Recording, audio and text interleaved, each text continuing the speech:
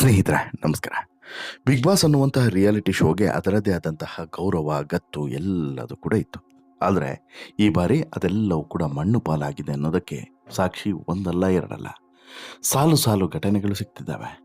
ಅದರಲ್ಲೂ ಕೂಡ ಕಿಚ್ಚ ಸುದೀಪ್ ಅವರು ಬಿಗ್ ಬಾಸ್ ಅನ್ನುವಂಥ ಕಾರ್ಯಕ್ರಮ ಮತ್ತು ಆ ಟೀಮ್ನ ವಿರುದ್ಧ ಸಿಕ್ಕಾಪಟ್ಟೆ ಅಸಮಾಧಾನಗೊಂಡಿದ್ದಾರೆ ಅನ್ನೋದಕ್ಕೆ ಸಾಕಷ್ಟು ಘಟನೆಗಳು ಸಿಗ್ತಿದ್ದಾವೆ. ಅದಕ್ಕೆ ಹೊಸದೊಂದು ಸೇರ್ಪಡೆ ಅಂತ ಹೇಳಿದ್ರೆ ಈ ವಾರ ನಡೆದಂಥ ಡೆವಲಪ್ಮೆಂಟ್. ಈಗಾಗಲೇ ಈ ಬಿಗ್ ಬಾಸ್ಗೆ ಸೀರಿಯಸ್ನೆಸ್ ಇಲ್ಲ ಅನ್ನೋದು ಈಗಾಗಲೇ ಸಾಬೀತಾಗಿದೆ. ಬಿಗ್ ಬಾಸ್ಗೆ ಬರುವಂಥ ಸ್ಪರ್ಧಿಗಳ ಆಯ್ಕೆ ವಿಚಾರದಲ್ಲಿರ್ಬೋದು, ಕೊಡುವಂಥ ಟಾಸ್ಕ್ನ ವಿಚಾರ ಇರ್ಬೋದು, ಜೊತೆಗೆ ಮಾಡುವಂಥ ಎಲಿಮಿನೇಷನ್ನ ವಿಚಾರ ಇರ್ಬೋದು, ಕೆಲವೊಂದು ನಿರ್ಧಾರಗಳ ವಿಚಾರ ಇರ್ಬೋದು, ಎಲ್ಲದರಲ್ಲೂ ಕೂಡ ಈ ಬಾರಿ ಎಡವುತ್ತಾನೆ ಇದ್ದಾರೆ ಬಿಗ್ ಬಾಸ್ ಟೀಮ್ನವರು ಅನ್ನೋದರಲ್ಲಿ ಡೌಟ್ ಇಲ್ಲ. ಜೊತೆಗೆ ಬಿಗ್ ಬಾಸ್ ಅಂತ ಹೇಳಿದ್ರೆ ಒಂದು ಗತ್ತು, ಒಂದು ಗೌರವ, ಒಂದು ಅದರದ್ದೇ ಆದಂಥ ಕದರು ಎಲ್ಲವೂ ಕೂಡ ಇತ್ತು. ಇದೇ ಕಾರಣಕ್ಕೆ ಇವೆಲ್ಲವೂ ಕೂಡ ಈಗ ಮಣ್ಣು ಪಾಲಾಗ್ತಾ ಇದೆ. ಪರಿಣಾಮ ಸುದೀಪು ಹೊರಗಡೆ ಬರೋದಕ್ಕೆ ಮತ್ತೊಂದು ಹೆಜ್ಜೆಯನ್ನು ಕೂಡ ಹೊರಗಡೆ ಇಡುವಂಥ ಪರಿಸ್ಥಿತಿಯನ್ನು ಇವರೇ ನಿರ್ಮಾಣ ಮಾಡ್ತಿದ್ದಾರೆ ಅನ್ನೋದಕ್ಕೆ ಸಾಕ್ಷಿ ಈ ವಾರ ನಡೆದಂಥ ಡೆವಲಪ್ಮೆಂಟು. ಈ ಇಡೀ ವಾರವೂ ಕೂಡ ಮಿಡ್ ವೀಕ್ ಎಲಿಮಿನೇಷನ್ ಮಾಡ್ತೀವಿ ಅಂತ ಹೇಳ್ಬಿಟ್ಟು ಮಾಡಿತ್ತು, ಜೊತೆಗೆ ಪ್ರ್ಯಾಂಕ್ ಮಾಡಿತ್ತು, ಹಾಗೆಯೇ ಕೆಲವೊಂದಷ್ಟು ಸ್ಟೇಟ್ಮೆಂಟ್ಗಳನ್ನು ಕೊಟ್ಟಿರೋದು, ಕೆಲವೊಂದಷ್ಟು ನಿರ್ಧಾರಗಳನ್ನು ತೆಗೆದುಕೊಂಡಿರೋದು ಎಲ್ಲವೂ ಕೂಡ ತೀರಾ ಫನ್ನಿ ಅಂತೇಳಿ ಅನಿಸುತ್ತೆ. ಬಿಗ್ ಬಾಸ್ ಅನ್ನುವಂತಹ ಗಂಭೀರತೆ ಇರುವಂಥ ಒಂದು ಶೋಗೆ ಇದು ಒಳ್ಳೆಯದಲ್ಲ, ಇದು ದಕ್ಕದಲ್ಲ ಅನ್ನೋದು ಈಗ ಎಲ್ಲರ ಅಭಿಪ್ರಾಯ. ಹಾಗಾದರೆ ಇಡೀ ವಾರವೇ ಉಪ್ಪಿನಕಾಯಿಯನ್ನೇ ಬಡಿಸಿದಂಥ ಬಿಗ್ ಬಾಸು ಎಷ್ಟು ಕೆಟ್ಟದಾಗಿ ಈ ವಾರ ನಿಭಾಯಿಸಿತ್ತು. ಬಿಗ್ ಬಾಸ್ ಎಲ್ಲೆಲ್ಲಿ ತಪ್ಪನ್ನು ಮಾಡಿದ್ರು, ಬಿಗ್ ಬಾಸ್ ಏನೆಲ್ಲ ಯಾಮಾರಿದ್ರು, ಹೇಗೆಲ್ಲ ಬಿಗ್ ಬಾಸೇ ಒಂದು ರೀತಿಯಲ್ಲಿ ಮಣ್ಣು ಮುಕ್ಕಿಸ್ತಿದ್ದಾರೆ ಎಲ್ಲವನ್ನು ಕೂಡ ಹೇಳ್ತಾ ಹೋಗ್ತೀನಿ. ಅದಕ್ಕಿಂತ ಮುಂಚೆ ನೀವಿನ್ನೂ ಕೂಡ ನಮ್ಮ ಚಾನಲನ್ನು ಸಬ್ಸ್ಕ್ರೈಬ್ ಮಾಡಿಲ್ಲ ಅಂದರೆ ದಯವಿಟ್ಟು ಕೂಡಲೇ ಸಬ್ಸ್ಕ್ರೈಬ್ ಮಾಡಿ ಸ್ನೇಹಿತರೆ. ಬಿಗ್ ಬಾಸ್ ಅಂತ ಹೇಳಿದ್ರೆ ಒಂದು ಗೌರವ ಇರ್ತಿತ್ತು, ಅಲ್ಲಿಗೆ ಬರುವಂಥವ್ರಿಗೆ ಒಂದು ಗತ್ತಿರ್ತಿತ್ತು, ಅಲ್ಲಿ ಗೆದ್ದು ಹೋಗೋರಿಗೆ ಒಂದು ರೆಸ್ಪೆಕ್ಟ್ ಇರ್ತಿತ್ತು. ಬಟ್ ಈ ಬಾರಿ ಬಿಗ್ ಬಾಸ್ ಅಂತ ಹೇಳಿದ್ರೆ ಒಂದು ರೀತಿಯಲ್ಲಿ ಆರಂಭದಿಂದ ಅಂತ್ಯದವರೆಗೂ ಕೂಡ ಬರೀ ಕೆಟ್ಟದ್ದೇ ಆಗ್ತಾ ಇದೆ, ಕೆಟ್ಟದ್ದೇ ನಡೀತಾ ಇದೆ, ಕೆಟ್ಟದ್ದೇ ನಡೆಸ್ತಾ ಆಗ್ತಿದೆ. ಈಗಲೂ ಕೂಡ ಹಾಗೆ ಆಗಿದೆ. ಇನ್ನೇನು ಮುಗಿಯುವಂಥ ಹಂತಕ್ಕೆ ಬಂದಿರುವಂಥ ಬಿಗ್ ಬಾಸು ಸೀರಿಯಸ್ನೆಸ್ಸನ್ನು ಕಳೆದುಕೊಂಡಿದೆ. ಆ ಕಾರ್ಯಕ್ರಮಕ್ಕಿದ್ದಂಥ ಗೌರವವು ಕೂಡ ಕಡಿಮೆ ಆಗ್ತಾ ಇದೆ. ಜೊತೆಗೆ ಕೆಲವೊಂದಷ್ಟು ತಪ್ಪುಗಳನ್ನು ಮಾಡಿ ಎಲ್ಲೋ ಒಂದು ಕಡೆ ಯಾಮಾರ್ತಿದೆ ಅನ್ನೋದು ಕೂಡ ಸಿಂಪಲ್ ಆಗಿ ಗೊತ್ತಾಗ್ತಿದೆ. ಹೌದು, ಈ ಬಾರಿಯ ಬಿಗ್ ಬಾಸ್ ಸೀಸನ್ 11 ಅತಿಯಾದಂಥ ಡ್ರಾಮಾ ಮತ್ತು ಪ್ರಾಂಕ್ಗಳಿಂದ ವೀಕ್ಷಕರನ್ನು ನಿರಾಸೆಗೊಳಿಸಿದೆ ಅಂತಲೇ ಹೇಳ್ಬೋದು. ಜೊತೆಗೆ ಸ್ಪರ್ಧಿಗಳ ಸೀರಿಯಸ್ನೆಸ್ ಇಲ್ಲದೆ ಇರುವಂಥದ್ದು, ಬರೀ ಜಗಳ, ಹೊಡೆದಾಟ, ಗಲಾಟೆ, ಇದಕ್ಕೆ ಈ ಬಾರಿಯ ಬಿಗ್ ಬಾಸ್ ಸೀಸನ್ ಫೇಮಸ್ ಆಗೋಯಿತು. ಅದರಲ್ಲೂ ಕೂಡ ಈ ಎಲಿಮಿನೇಷನ್ ಅನ್ನೋದು ರದ್ದಾಗಿದ್ದು, ಜೊತೆಗೆ ವೀಕೆಂಡ್ನಲ್ಲಿ ಎಲಿಮಿನೇಟ್ ಆಗದಿರೋದು ಅತಿ ಹೆಚ್ಚು ಅಂತ ಹೇಳಿದ್ರೆ ಅದು ಈ ಬಾರಿಯೇ. ಇದಕ್ಕೆ ಈಗ ಹೊಸದೊಂದು ಸೇರ್ಪಡೆ ಅಂತ ಹೇಳಿದ್ರೆ ಮಿಡ್ ವೀಕ್ ಎಲಿಮಿನೇಷನ್ ಅನ್ನೋದು ಕೂಡ ರದ್ದಾಗಿರೋದು. ಇನ್ನು ಈ ರದ್ದು ಮಾಡಿರೋದು ಕೇವಲ ಇಷ್ಟಕ್ಕೆ ನಿಲ್ಲಿಸದೆ ಒಂದು ವಾರವಿಡೀ ಇದನ್ನೇ ರಬ್ಬರ್ ರೀತಿ ಎಳೆದಿರುವಂಥದ್ದು, ಇದು ಎಲ್ಲೋ ಒಂದು ಕಡೆ ಊಟವೆಲ್ಲ ಉಪ್ಪಿನಕಾಯಿವೇ ಆಗಿ ಹೋಯ್ತಾ ಅನ್ನುವಂಥ ಪ್ರಶ್ನೆ ಈಗ ಮೂಡುವಂತೆ ಮಾಡಿದೆ. ಅಂದರೆ ಅಸಮಾಧಾನವು ಕೂಡ ಹೆಚ್ಚಾಗ್ತಿದೆ. ಯಾಕಂತೇಳಿದ್ರೆ ಊಟಕ್ಕೆ ಉಪ್ಪಿನಕಾಯಿ ಇದ್ದರೆ ಚೆಂದ, ಆದರೆ ಆ ಊಟವೇ ಉಪ್ಪಿನಕಾಯಿ ಆದರೆ ಈಗ ಇಲ್ಲಾಗಿರೋದು ಕೂಡ ಅದೇ. ಯಾರಿಗೂ ಕೂಡ ಊಟ ಇಷ್ಟ ಆಗೋದೇ ಇಲ್ಲ ಉಪ್ಪಿನಕಾಯೇ ಊಟವಾದರೆ. ಈ ಬಾರಿಯ ಬಿಗ್ ಬಾಸ್ ಕಥೆಯು ಕೂಡ ಹಾಗೆ ಆಗಿದೆ. ಬಿಗ್ ಬಾಸ್ನಲ್ಲಿ ಡ್ರಾಮಾ ಪ್ರಾಂಕ್ಗಳ ಅಬ್ಬರವೇ ಹೆಚ್ಚಾಗಿದೆ. ಇದು ಸಾಕಷ್ಟು ಜನರಿಗೆ ಇಷ್ಟ ಆಗ್ತಿಲ್ಲ. ಈ ಬಗ್ಗೆ ಬಿಗ್ ಬಾಸನ್ನು ಎಲ್ಲರೂ ಕೂಡ ಶಪಿಸ್ತಾ ಇದ್ದಾರೆ. ಟ್ವಿಸ್ಟ್ ಕೊಡುವಂಥ ನೆಪದಲ್ಲಿ ವೀಕ್ಷಕರನ್ನು ಫ್ರಸ್ಟ್ರೇಷನ್ಗೆ ತಳ್ತಾ ಇದ್ದಾರಾ, ಒಂದು ರೀತಿಯಲ್ಲಿ ಪೇಷನ್ಸನ್ನು ಚೆಕ್ ಮಾಡ್ತಿದ್ದಾರಾ ವೀಕ್ಷಕರದು ಅನ್ನೋದು ಕೂಡ ಈ ಬಾರಿ ಎದ್ದಿರುವಂಥ ಪ್ರಶ್ನೆ. ಜೊತೆಗೆ ಬಿಗ್ ಬಾಸ್ ಅಂತ ಹೇಳಿದ್ರೆ ಒಂದಷ್ಟು ಡ್ರಾಮಾಗಳು ಕಾಮನ್, ಇದು ಪ್ರತಿ ವರ್ಷವೂ ಕೂಡ ನಡೆದುಕೊಂಡು ಬಂದಿದೆ. ಅಲ್ಲಲ್ಲಿ ಪ್ರಾಂಕ್ಗಳು ಕೂಡ, ಆದರೆ ಡ್ರಾಮಾ ಪ್ರಾಂಕು ಇವೆಲ್ಲದೂ ಕೂಡ ಇರುತ್ತೆ. ಬಟ್ ಅದೇ ಆಗೋದ್ರೆ ಈ ಬಾರಿ ಆಗಿರೋದು ಅದೇ ರೀತಿಯಾಗಿದೆ. TRPಗಾಗಿ ಈ ಮಟ್ಟಕ್ಕೆ ಹೋಗಬಾರ್ದಾಗಿತ್ತು ಅನ್ನೋದು ಹಲವರ ಅಭಿಪ್ರಾಯ.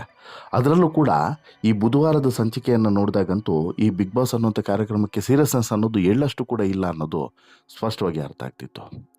ರಂಜಿತ್ ಅವರು ಹೊಡೆದುಕೊಂಡು ಬಿಗ್ ಬಾಸ್ನಿಂದ ಹೊರ ಹೋಗಿದ್ದು, ಜಗದೀಶ್ ಅವ್ಯಾಚ್ಯ ಪದಗಳನ್ನು ಬಳಸಿ ಮನೆಯಿಂದ ಹೊರ ದೂಡಲ್ಪಟ್ಟಿದ್ದು, ಹಾಗೆ ಹೋದವರನ್ನೆಲ್ಲ ಹೊರಗೆ ಕಳಿಸ್ತಾ ಹೋಗಿದ್ದು, ಜೊತೆಗೆ ಇಲ್ಲಿ ಮತ್ತೊಂದು ಗಮನಿಸಬೇಕಾಗಿರುವಂಥ ಅಂಶ ಶೋಭಾ ಅವ್ರು ಬಂದು ಹಾಗೆ ಹೋಗಿರುವಂಥದ್ದು. ಹೊಡೆದವ್ರನ್ನೆಲ್ಲ ಹೊರಗಡೆ ಕಳಿಸೋದಾಗಿದ್ದಿದ್ರೆ ಭವ್ಯ ಅವ್ರನ್ನು ಕೂಡ ಹೊರಗಡೆ ಕಳಿಸ್ಬೇಕಾಗಿತ್ತು, ಅಲ್ಲಿ ಮಾಡಿಲ್ಲ. ಮೋಸ ಮಾಡಿ ಗೆಲ್ಲುವಂಥ ವಿಚಾರವಾಗಿ ಹೇಳೋದಾದರೆ ಭವ್ಯ ಕೂಡ ಮೋಸ ಮಾಡಿ ಕ್ಯಾಪ್ಟನ್ ಆಗಿದ್ದಾರೆ, ಅಲ್ಲೂ ಕೂಡ ಏನೂ ಆಗಲಿಲ್ಲ. ಕಿಚ್ಚ ಕ್ಲಾಸ್ ತೆಗೆದುಕೊಂಡದ್ದು ಬಿಟ್ಟರೆ ಇನ್ನೇನೂ ಆಗಲಿಲ್ಲ. ಕ್ಯಾಪ್ಟನ್ಸಿ ಮುಂದುವರಿಯಿತು. ಕಳೆದ ಸೀಸನ್ನಲ್ಲಿ ವರ್ತೂರು ಸಂತೋಷ್ ಇದೇ ರೀತಿ ಮಾಡಿದಾಗ ಕ್ಯಾಪ್ಟನ್ ರೂಮನ್ನು ಬಾಗಿಲನ್ನೇ ಹಾಕಿಸಲಾಗಿತ್ತು.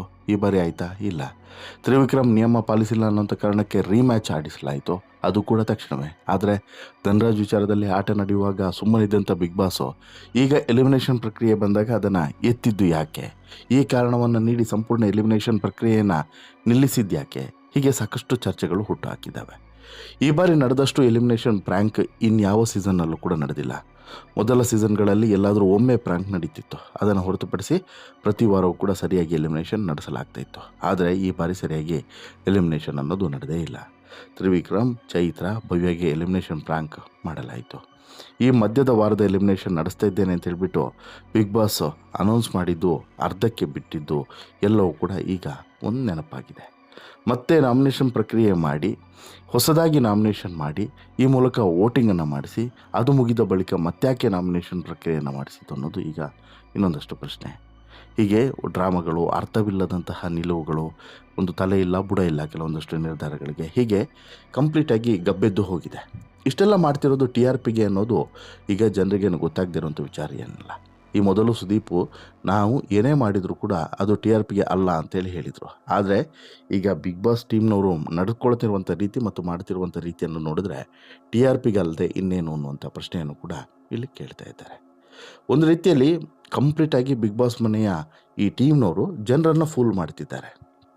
ಏನೇನೋ ಮಾಡೋಕ್ಕೋಗಿ ಏನೇನೋ ಮಾಡಿ 2 ವಾರದಲ್ಲಿ ಮುಗಿಯುವಂತಹ ಈ ಬಿಗ್ ಬಾಸು ಇನ್ಯಾವತ್ತೂ ಕೂಡ ನೆನಪೇ ಉಳಿಬಾರ್ದು ಆ ರೀತಿ ಮಾಡ್ತಾ ಇದ್ದಾರೆ. ಸುದೀಪು ಈ ಸೀಸನನ್ನೇ ಕೊನೆಯದಾಗಿ ನನ್ನ ಸೀಸನ್ ಅಂತೇಳಿ ಈಗಾಗಲೇ ಘೋಷಣೆಯನ್ನು ಮಾಡಿದಾರಲ್ಲ, ಅದು ಹಾಗೆ ಫಿಕ್ಸ್ ಆಗಿ ಬಿಡಲಿ ಅನ್ನುವಂಥದ್ದು ಇವರ ನಿಲುವು ಗೊತ್ತಾಗ್ತಿಲ್ಲ.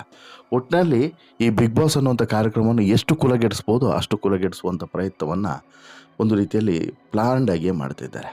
ಸೋಮವಾರ ಬಿಗ್ ಬಾಸ್ ಮನೆಯಲ್ಲಿ ಮಿಡ್ ವೀಕ್ ಎಲಿಮಿನೇಷನ್ ನಡೆಯಲಿದೆ ಅನ್ನುವಂಥ ಪ್ರೋಮೋವನ್ನು ರಿಲೀಸ್ ಮಾಡಿದ್ದು ಯಾಕೆ? ಅದಾದ ಬಳಿಕ ನಾಮಿನೇಷನನ್ನು ಮಾಡಿಸಿದ್ದು ಯಾಕೆ? ಅದಾದ ಬಳಿಕ ಟಾಸ್ಕ್ಗಳನ್ನು ಕೊಟ್ಟಿದ್ದು ಯಾಕೆ?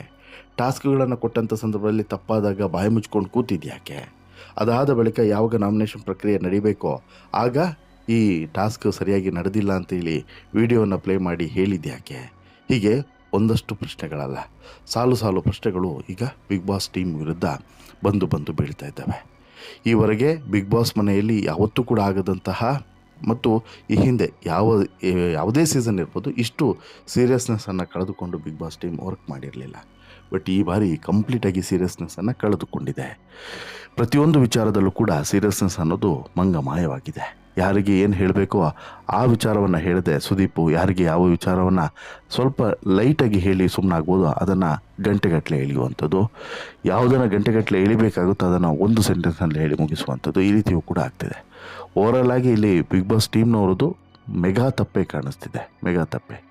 ಪ್ರತಿಯೊಂದು ಹಂತದಲ್ಲೂ ಕೂಡ ಎಡವಟ್ಟುಗಳ ಮೇಲೆ ಎಡವಟ್ಟುಗಳ ಮೇಲೆ ಎಡವಟ್ಟುಗಳನ್ನು ಮಾಡಿಕೊಂಡು ಹೋಗಿದ್ದಾರೆ. ಹೀಗಾಗಿ ಈ ಬಾರಿಯ ಸೀಸನ್ ಬಗ್ಗೆ ಸಾಕಷ್ಟು ಜನರಿಗೆ ಬೇಸರ ಇದೆ. ಅದರಲ್ಲೂ ಕೂಡ ಕಳೆದ 1 ವಾರದಿಂದ ನಡೀತಿರುವಂಥದ್ದು ಎಲ್ರಿಗೂ ಕೂಡ ಅಸಮಾಧಾನ ಇದೆ ಅಂತಲೇ ಹೇಳ್ಬೋದು.